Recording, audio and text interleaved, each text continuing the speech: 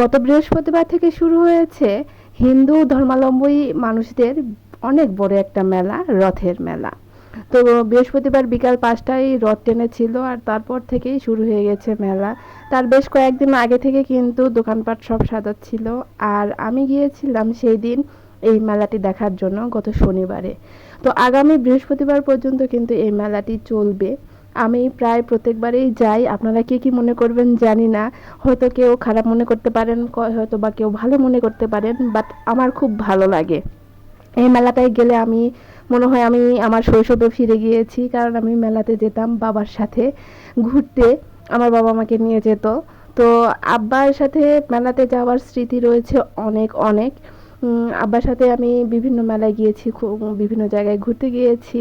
But এইখানকার স্মৃতিগুলো মাটির হাঁড়ি পাতিল বলেন, ডুগডুগি যেই হচ্ছে খেলনা বা গাড়ি বলেন, কাঠের তৈরি ট্রাক, তারপরে বিভিন্ন রকমের যে খেলনাগুলো রয়েছে, যেমন এই যে বিভিন্ন ধরনের হাঁড়ি পাতিল, ফল, মানে বলার বাহিরে এইগুলা যে কি পরিমাণে স্মৃতি আমি বয়ে বেড়াচ্ছি ছোটবেলা থেকে। আমার ঘরে এখন পর্যন্ত সেই ছোটবেলার স্মৃতিগুলো রয়ে গিয়েছে, আমি যত্ন সহকারে রেখে দিয়েছি। তো দেখতে দেখতে কিন্তু এক এক করে সব দোকানই দেখছিলাম, সাথে ভাবি ছিল। তো ভাবি এই যে বেলার ফ্রি নিবে সেটা দেখছিল।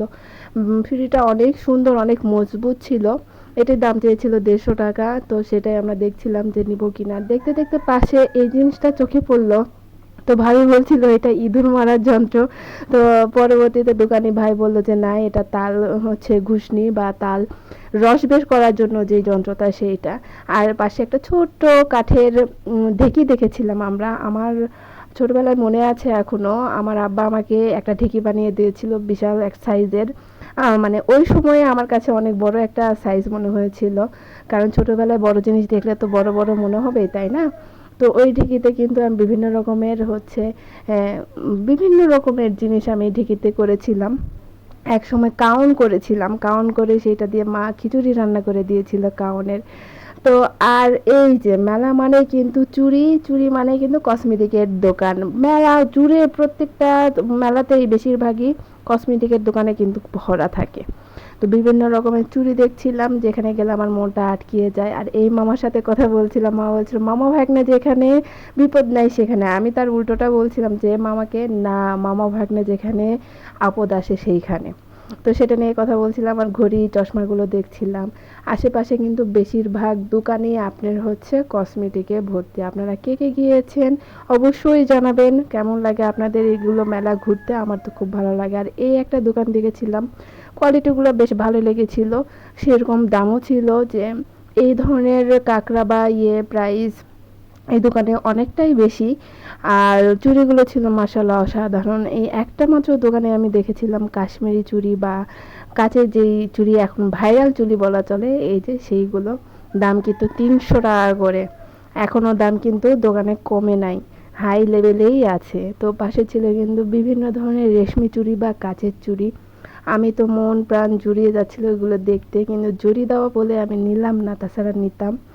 তো ইচ্ছা আছে বিভিন্ন রকমের চুড়ি কালেকশন করার ইচ্ছা বলতে পারেন। আমার খুব খুব ভালো লাগে রেশমি চুড়ি। অন্যান্য চুড়ির প্রতি তেমন একটা আকর্ষণ নাই, তবে কাচের চুড়ির প্রতি একটা অন্যরকম অনুভূতি কাজ করে বা ফিলিংস কাজ করে। তো দেখতে দেখতে কিন্তু পাশে দেখছিলাম যে বেলুন ফুটাচ্ছে। আর মেলা হবে, 12 মাখার দোকান বসবে না, এটা কি হতে পারে বলেন তো? তাই তো ব্যতিক্রম নয়, সেখানেও ছিল বিভিন্ন রকমের মাখামুখির দোকান।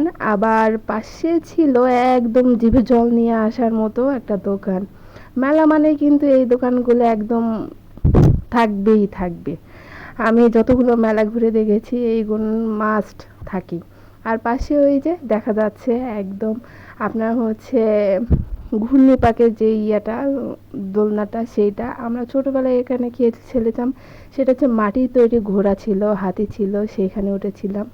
আর এখন সব ডিজিটাল হয়ে গেছে, সব কিছু উন্নত মানের হয়েছে বলাই চলে। এই যে নৌকা ছিল, তারপরে জাম্পিং ছিল, নাগরদোলা ছিল। আর যেতে যেতে এই যে ব্রাজিল আর আর্জেন্টিনার আইসক্রিমও কিন্তু পাওয়া যাচ্ছিল এই মেলাতে। একটু অন্যরকম এটা কাজ করছিল যে আমি জিজ্ঞেস করছিলাম আপুটাকে যে এটা কি ব্রাজিল আর আর্জেন্টিনা? বলছে হ্যাঁ। তো কত কিছু আছে না মেলাতে। মেলাতে গেলে কিন্তু আসলে শৈশবে ফিরে যাওয়া যায়, যে ছোটবেলায় কি কি করেছি না করেছি অটোমেটিক্যালি কিন্তু মাথায় মনে চলে আসে। তো মেয়ে দেখছিল এইগুলো হাঁড়ি পাতিল, আর বিশাল সাইজের একটা ব্যাংক বলা চলে, সেখানে আপনি টাকা জমাইতে পারবেন। আর এই যে ঝাঁঝরি, যেটা দিয়ে মুড়ি চালনে জ্বালা যায়, তো মাটির তৈরি সবগুলো যে পুতুল ছিল। আর এইদিকে কিন্তু রাস্তার দুপাশেই বসেছিল মেলা, আর মাঝখান থেকে যে রাস্তার কাজ হচ্ছে, আলহামদুলিল্লাহ অবশেষে কাজ কিন্তু এগোচ্ছে। তো আজকের ভিডিও এ পর্যন্ত, সবাই ভালো থাকবেন, অবশ্যই জানাবেন আজকের এই রথের মেলা ভিডিওটি কেমন লাগলো। যারা ফার্স্টে ফলো দিননি অবশ্যই ফলো দিয়ে সাথেই থাকবেন। আল্লাহ হাফেজ।